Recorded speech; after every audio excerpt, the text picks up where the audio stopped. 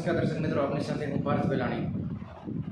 આજે તારીખ 15 માર્ચ 2025 કે જ્યારે કેનાલ બંધ કરવાની જાહેરાત સરકાર દ્વારા કરવામાં આવી હતી, ત્યારે સૌરાષ્ટ્ર બ્રાન્ચની જે કેનાલો છે, માળિયા બ્રાન્ચ છે, મોરબી બ્રાન્ચ છે, ધાંગધ્રા બ્રાન્ચ, આ બધી કેનાલો છે તે આજે બંધ થઈ ગઈ છે અને બગનાડીઓ અને બધું હોય ને હટાવી લેવા માટે સૂચના આપી છે। કારણ કે આ કેનાલ અને બાવડા હોય સાફ સફાઈ માટે અને એની મરામત માટે થોડા સમય પહેલાં નોટિસ આપી અને ખેડૂતોને જે બધા મશીનો હોય એ ઉપાડી લેવા માટે સૂચના આપી હતી।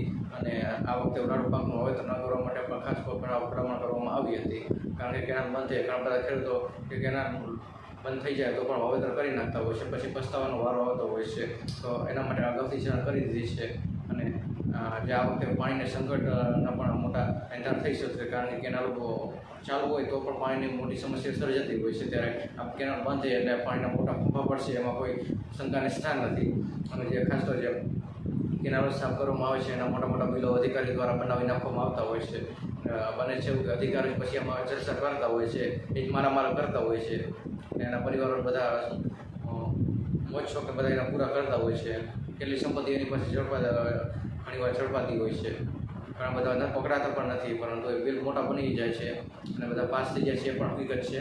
પરંતુ બિલ પાસ થાય છે, બિલ બની જાય છે, પણ એનું કામ કેટલું થાય છે, બાવડા સાફ કરવામાં આવે છે અને મરામત કેટલી કરવામાં આવે છે, કામગીરી કેવી કરવામાં આવે છે, પછી કાપડા એવા પડી જાય છે એ પણ એક હકીકત છે। અને આપણે બધા જોવી છીએ કે કેનાલમાં કેવા કાપડા પડી ગયા હોય અને મરામત કર્યા પછી પણ શું હાલત હોય, કેવી કામગીરી કરી હોય, આપણે બધા જોઈ રહ્યા હોય। પણ આટલા બધા બિલો મોટા મોટા બની જાય છે, પાસ થઈ જાય છે અને કોઈ કહેવાવાળો કોઈ નથી, આની પર મોનિટરિંગ કરવાવાળો કોઈ છે જ નહીં। આખી સિસ્ટમ જ એવી છે, ઉપર નેતાથી લઈ અને અધિકારી બધી સિસ્ટમ આખી એવી રીતે ચાલી રહી છે। એના લીધે બધા લોકોના ટેક્સના પૈસા આવી રીતે વેડફાઈ જતા હોય છે અને આ લોકોના ટેક્સના પૈસા બધા સરકારમાં જતા હોય અને એના બિલો બની જતા હોય અને અધિકારી બધા ચાઉ કરી જતા હોય છે। અને કમનસીબે આપણા દેશમાં આવું બધું ચાલી રહ્યું છે અને લોકો બધા આવી રીતે પીસાયા રાખે છે અને વિકાસ કરવાનો હોય તે વિકાસ થતો નથી। આ પરિસ્થિતિ જે રાજ્યમાં થઈ રહી છે અને દેશમાં પણ થઈ રહી છે। નમસ્કાર।